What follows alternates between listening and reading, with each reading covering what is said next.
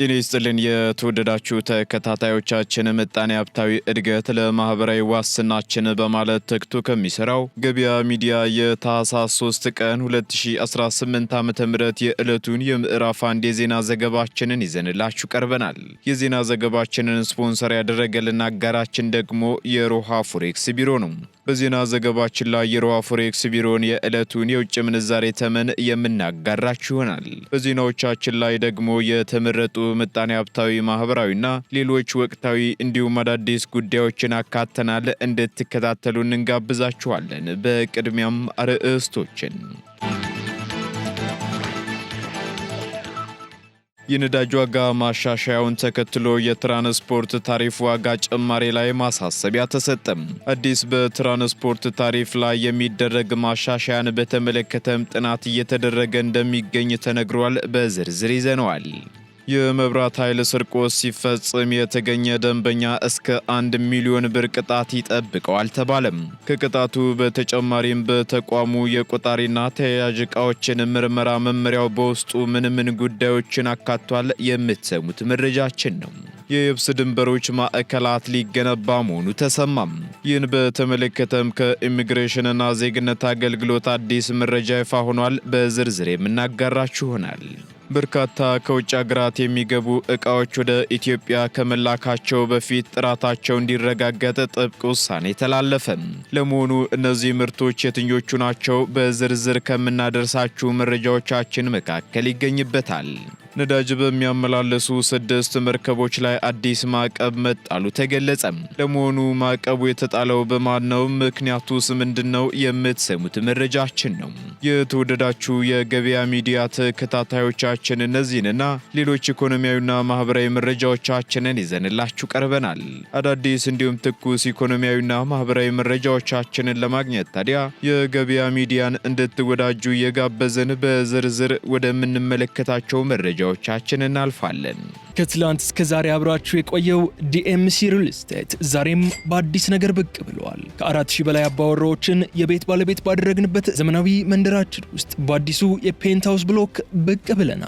አሁንም የደንበኞችን ፍላጎት ይበልጥ ለማሟላት ከነበሩት ቤቶቻችን በተጨማሪ አዲስ ፔንትሃውስ ብሎክና ከ27 ካሬ ጀምሮ የንግድ ሱቆችን ይዘን ቀርበናል። በ10 በመቶ ቅድመ ክፍያ፣ በ60 በመቶ የባንክ ብድር በካሬ ከ88246 ብር ጀምሮ ከባለ 1 እስከ ባለ 4 መኝታ ቤት ባለቤት ይሁኑ። እነዚህ ቤቶችን ሙሉ ለሙሉ የከተማ እይታ፣ የተራራ እይታና ያማረ የኮሪደር ልማት በሚገባ የሚያዩ ሲሆን በተጨማሪም በዚህ መንደር ለተለያዩ አገልግሎት የሚውሉ የንግድ ሱቆችንም በታላቅ ቅናሽ የግሎ ማድረግ ይችላሉ። ቀድመው ለሚመጡ 10 ደንበኞች ልዩ የ30 በመቶ ቅናሽ ያገኛሉ።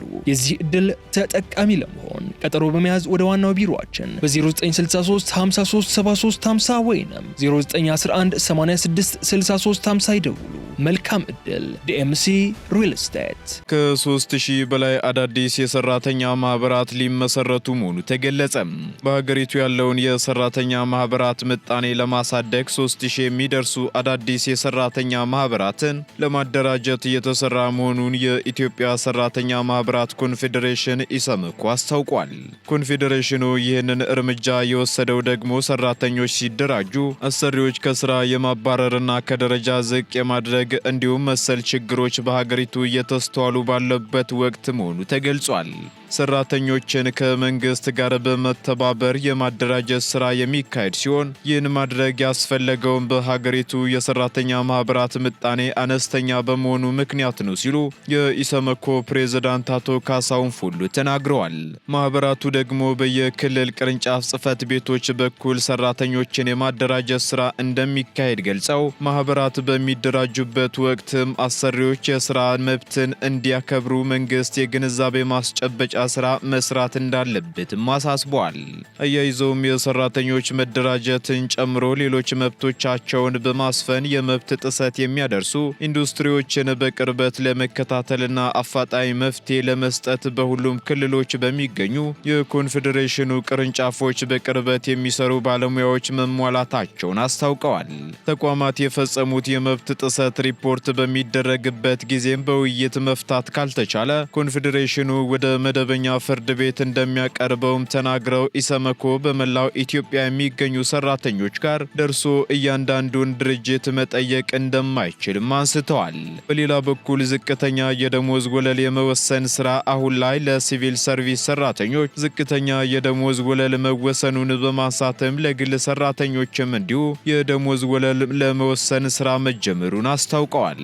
አክለው ማህበሩ ይህን የደሞዝ ደረጃ በፍጥነት ለግል ሰራተኞች ተግባራዊ እንዲያደርግ እንደሚጥርም ተናግረዋል።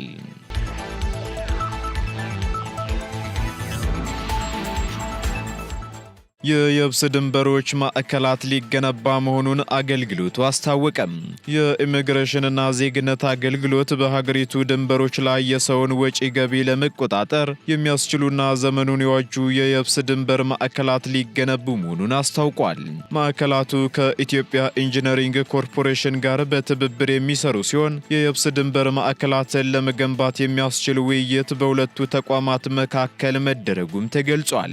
በውይይቱም በአራት ከተሞች የተሟላ አገልግሎት መስጠት የሚችሉ ዋና መስሪያ ቤቶች ግንባታና በሀገሪቱ ድንበሮች ላይ የሰውን ወጪ ገቢ ለመቆጣጠር የሚያስችሉ ዘመኑን የዋጁ የየብስ ድንበር ማዕከላት ይገነባሉ ተብሏል። ኢትዮጵያ ብዙ ድንበሮችና የቁጥጥር ማዕከላት አላት ያሉት የኢሚግሬሽንና ዜግነት አገልግሎት ዋና ዳይሬክተር ወይዘሮ ሰላማዊት ዳዊት ለሀገሪቱ የማይመጥኑ ለየብስ አስተዳደር የማይመቹ ናቸው፣ ነገር ግን ከኢትዮጵያ ኢንጂነሪንግ ኮርፖሬሽን ጋር እንቀይራቸዋለን ሲሉ ተናግረዋል። በዚህም ፈጠራን ያስቀደመ ዲዛይንና ተለዋዋጭ ሁኔታን የሚከተል የተቀናጀ የድንበር ስርዓት አስተዳደር የተለያዩ ቦታዎችን ማዳረስ የሚችልና መረጃዎችን በማቀናጀት ወጥ ቁጥጥር ከማዕከል እስከ ታችኛው መዋቅር ሙሉ ግልጋሎት መስጠት የሚችል የየብስ ድንበር ማዕከል መገንባት አስፈላጊ መሆኑንም ዋና ዳይሬክተሩ አስገንዝበዋል። የኢትዮጵያ ኢንጂነሪንግ ኮርፖሬሽን ዋና ስራ አስፈጻሚ ሽመልስ እሸቱ በበኩላቸው በዲዛይን ደረጃ የተቋሙን ሀሳብና የአካባቢው ማህበረሰብ የሚወክል ግንባታ በመስራት መጪውን ዘመን የሚመጥን ቴክኖሎጂ በመጠቀም የግንባታ ሂደት ይከናወናል ማለታቸውን ከአገልግሎቱ ይፋዊ የማህበራዊ ትስስር ገጽ ያገኘነው መረጃ ያመላክታል።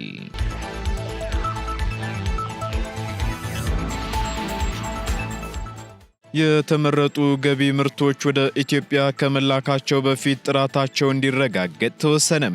13 የተመረጡ የገቢ ምርቶች ወደ ኢትዮጵያ ከመላካቸው በፊት በመነሻ ሀገር በቅድመ ላኪነት ተስማሚነት ማረጋገጫ አሰራር አማካኝነት ጥራታቸው እንዲረጋገጥ መወሰኑን የንግድና ቀጠናዊ ትስስር ሚኒስቴር አስታውቋል።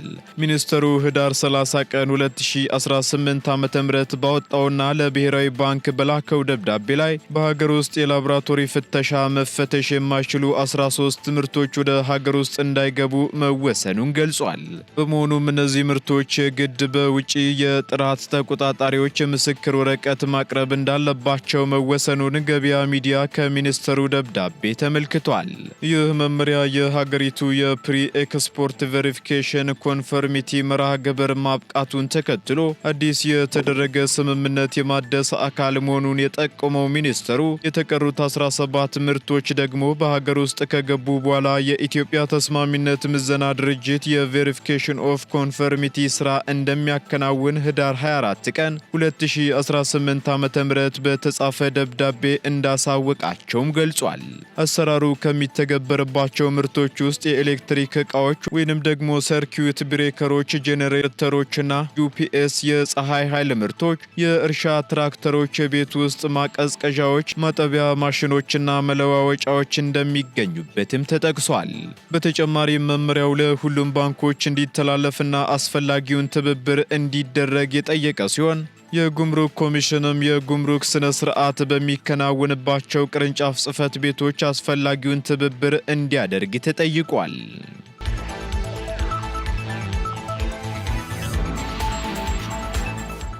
የኃይል ስርቆት ሲፈጽም የተገኘ ደንበኛ እስከ 1 ሚሊዮን ብር ይቀጣል ተባለም። የኢትዮጵያ ኤሌክትሪክ አገልግሎት የኃይል ስርቆት ሲፈጽም የተገኘ ደንበኛ በትንሹ ከ20 ሺህ ብር እስከ 1 ሚሊዮን ብር ሊደርስ የሚችል ቅጣት እንደሚጣልበት አስታውቋል። አገልግሎቱ ባለፉት 4 ወራት በኤሌክትሪክ መሰረተ ልማት ላይ በደረሰ ስርቆትና ውድመት እንዲሁም በተፈጸመ የኃይል ስርቆት ከ143 ሚሊዮን ብር በላይ ጉዳት እንዳጋጠመው ገልጿል። ይህንን ያስታወቀው አገልግሎቱ የ2018 ዓ.ም በጀት ዓመት የ4 ወራት በጀት አፈጻጸሙን አስመልክቶ ለሚዲያ በሰጠው ጋዜጣዊ መግለጫ ወቅት ነው። በተጨማሪም የኤሌክትሪክ አስተላላፊ ኬብል ስርቆት ከ88 ሚሊዮን ብር በላይ፣ 15 መኪኖች በኤሌክትሪክ መሰረተ ልማቶች ላይ ባደረሱት ግጭት ደግሞ ከ18 ሚሊዮን ብር በላይ እንዲሁም በኃይል ስርቆት ከ13 ሚሊዮን ብር በላይ ጉዳት እንዳጋጠመው ገልጿል። ይህን ተከትሎም የኃይል ስርቆት ሲፈጽም የተገኘ ደንበኛ በተቋሙ የቆጣሪና ተያያዥ ዕቃዎች ምርመራ መመሪያ መሰረት ኃይሉ እንዲቋረጥ ከማድረግ በተጨማሪ የሰረቀውን ኃይልም በባለሙያዎች ስሌት ተደርጎ እንዲከፍል እንደሚደረግ አገልግሎቱ አስታውቋል። በዚህም በመመሪያው መሰረት ከሚጣልበት ቅጣት በተጨማሪም የኃይል ስርቆትን በመፈጸሙ የወንጀል ተጠያቂነትን ጨምሮ በትንሹ ከ20 ሺህ ብር እስከ 1 ሚሊዮን ብር የሚደርስ ቅጣትም የሚጣልበት ይሆናል ተብሏል። በተጨማሪም ስርቆቱን የፈጸሙ የተለያየ አይነት የታሪፍ ምድብ ያላቸው ደንበኞች እንዳሉ የአገልግሎቱ የማርኬቲንግ የሽያጭና የደንበኞች አገልግሎት ኤክስኪዩቲቭ ዳይሬክተር አቶ ብርሃኑ ኦልጅራ ተናግረዋል። በዚህም በመመሪያው መሰረት ስርቆት የፈጸሙ የመኖሪያ ቤት ደንበኞች ከሆኑ እስከ 20 ሺህ ብር የሚቀጡ ሲሆን የንግድ ቤት ደንበኞች ሲሆኑ ደግሞ እስከ 500 ሺህ ብር ይቀጣሉ ብለዋል። እንዲሁም ዝቅተኛ ኢንዱስትሪዎች ወይንም ከዋናው መስመር ኃይል በቀጥታ የሚያገኙ ነገር ግን የኢንዱስትሪ ተጠቃሚ የሆኑ ደንበኞች ደግሞ የኃይል ስርቆት መፈጸማቸው በተቆጣጣሪ አካላት ሲረጋገጥ እስከ 1 ሚሊዮን ብር የሚቀጥ ይሆናል ሲሉ ዳይሬክተሩ አክለዋል። የከፍተኛ ኢንዱስትሪ ተጠቃሚዎችን በተመሳሳይ 1 ሚሊዮን ብር ይቀጣሉ ያሉት ዳይሬክተሩ ተጨማሪ ጥፋትና ስርቆት ከተገኘባቸው ደግሞ ቅጣቱ እጥፍ እየሆነ የሚሄድ መሆኑን መመሪያውን በመጥቀስ አስረድተዋል።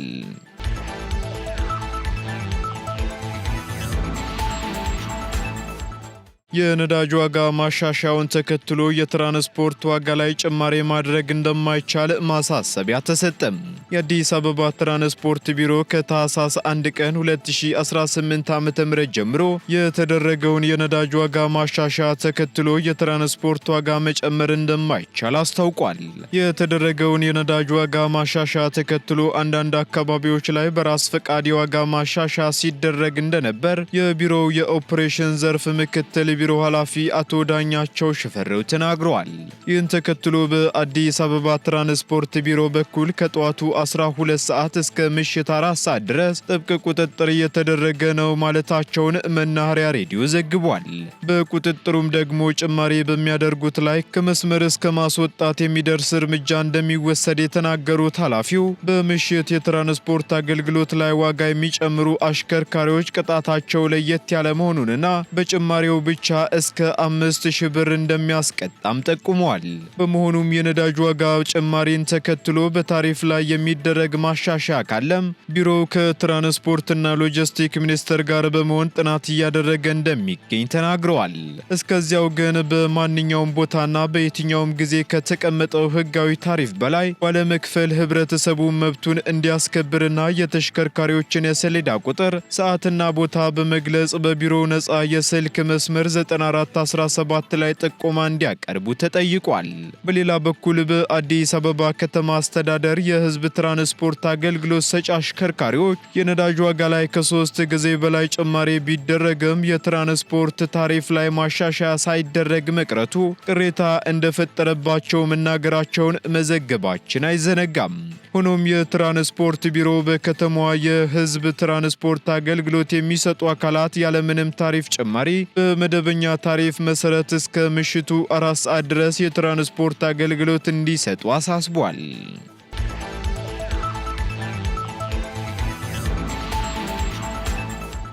በሚቀጥሉት ወራት የአውቶቡስ አገልግሎት የክፍያ ስርዓት ወደ ዲጂታል እንደሚቀየር ተገለጸ።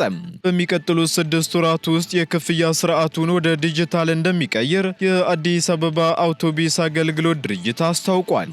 የክፍያ ስርዓትን በማዘመን መጭበርበሮችን፣ የሰራተኞች የስነ ምግባር ጉድለቶችን እንዲሁም ሌሎች ከገንዘብ ጋር የተገናኙ ችግሮችን ለመፍታት እየተሰራ መሆኑን የድርጅቱ ምክትል ዋና ስራ አስፈጻሚና የኦፕሬሽንና የኢንተለጀንስ ትራንስፖርት ሲስተም ኃላፊ አቶ ደገፉ ገብረ መድን ተናግረዋል። በከተማዋ ከወረቀት የተላቀቀ አገልግሎትን ለመገንባት የስማርት ሲቲ ጉዞ የተጀመረ መሆኑን የገለጹት ኃላፊው በሚቀጥሉት 6 ወራት ውስጥ የክፍያ ስርዓቱን ዲጂታል ለማድረግ እየተሰራ ነው ሲሉ ገልጸዋል። በዚሁም መሰረት በመዲናዋ የብዙሃን ትራንስፖርት የሚሰጡ የከተማ አውቶቡሶችን ጨምሮ ሌሎች የትራንስፖርት አገልግሎት የሚሰጡ አብዛኞቹ ተሽከርካሪዎች ወደ ዲጂታል ክፍያ ይገባሉ ማለታቸውን አሃዱ ዘግቧል። በዚህም በአዲስ አበባ ከተማ አስተዳደርና አቅራቢያ ባሉ ከተሞች በተዘረጉ 192 የአውቶቡስ መስመሮች አገልግሎት እየሰጠ መሆኑን የገለጹት አቶ ደገፉ የታክሲ አገልግሎት ብቻ በሚሰጥባቸው 26 መስመሮች ላይም ድጋፍ እንደሚደረግ አብራርተዋል። የአዲስ አበባ አውቶቡስ አገልግሎት ድርጅት በቀን ውስጥ ከ1.1 ሚሊዮን በላይ ሰዎችን የሚያመላልስ መሆኑን መግለጹ ይታወሳል።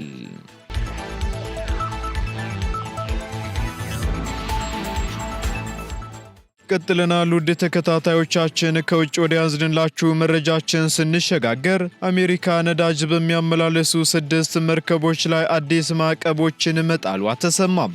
አሜሪካ የቬንዙዌላን ነዳጅ ያመላልሳሉ የተባሉ 6 መርከቦች ላይ አዲስ ማዕቀቦችን የጣለች ሲሆን በቬንዙዌላ የባህር ዳርቻ የነዳጅ ታንከርን በቁጥጥር ስር አውላለች ተብሏል።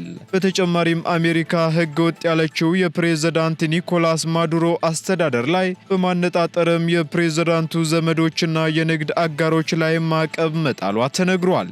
በዚህም የተያዘው መርከብ ደግሞ በሕገ ወጥ መንገድ ነዳጅ የሚያመላልስ ነው ሲሉ የዋይት ሃውስ ቃል አቀባይ ካሮላይን ሌቪት መናገራቸውን ቢቢሲ ዘግቧል። በመሆኑም የመርከቡ መያዝና አዲስ ማዕቀቦች መጣላቸው ደግሞ በአሜሪካና በቬንዙዌላ መካከል ያለውን ውጥረት አባብሶታል እየተባለ ይገኛል።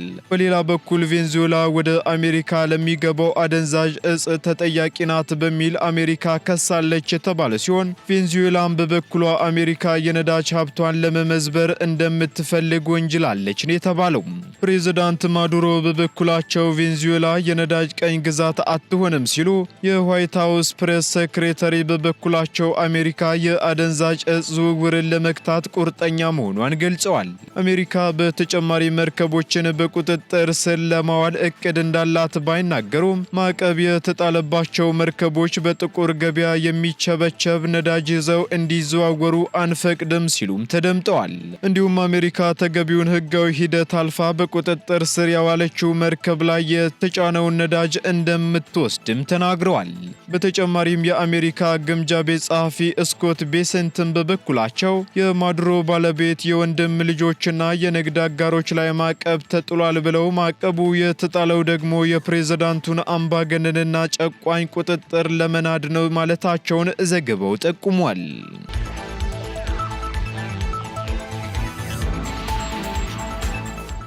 ቀጥለናል። ውድ ተከታታዮቻችን በመጨረሻም የሮሃ ፎሬክስ ቢሮን የዕለቱን የውጭ ምንዛሬ ተመን መረጃ እናጋራችኋለን። አንድ የአሜሪካ ዶላር 174 ብር ከ95 ሳንቲም የተገዛ 178 ብር ከ44 ሳንቲም የተሸጠ ይገኛል። ፓውንድ ስተርሊንግ 223 ብር ከ49 የተገዛ 227 ብር ከ95 ሳንቲም የተሸጠ ይገኛል። ዩሮ ደግሞ 197 ብር ከ67 ሳንቲም መግዣው ሲሆን መሸጫው ደግሞ 201 ብር ከ62 ሳንቲም ሆኗል። ስዊስ ፍራንክ 208 ብር ከ85 ሳንቲም መግዣው ሲሆን መሸጫው ደግሞ 213 ብር ከ2 ሳንቲም ሆኗል። የተባበሩት አረብ ኤምሬት ድራም ደግሞ 45 ብር ከ93 ሳንቲም የተገዛ 46 ብር ከ84 ሳንቲም እየተሸጠ ይገኛል። የሳውዲ ሪያል 45 ብር ከ75 ሳንቲም የተገዛ 46 ብር ከ66 ሳንቲም የተሸጠ ይገኛል። እንዲሁም የቻይናው ዩዋን 23 ብር ከ20 ሳንቲም መግዣው ሲሆን መሸጫው ደግሞ 23 ብር ከ66 ሳንቲም መሆኑን የሮሃ ፎሬክስ ቢሮ የዕለቱ የውጭ ምንዛሬ ተመን መረጃ ያመላክታል።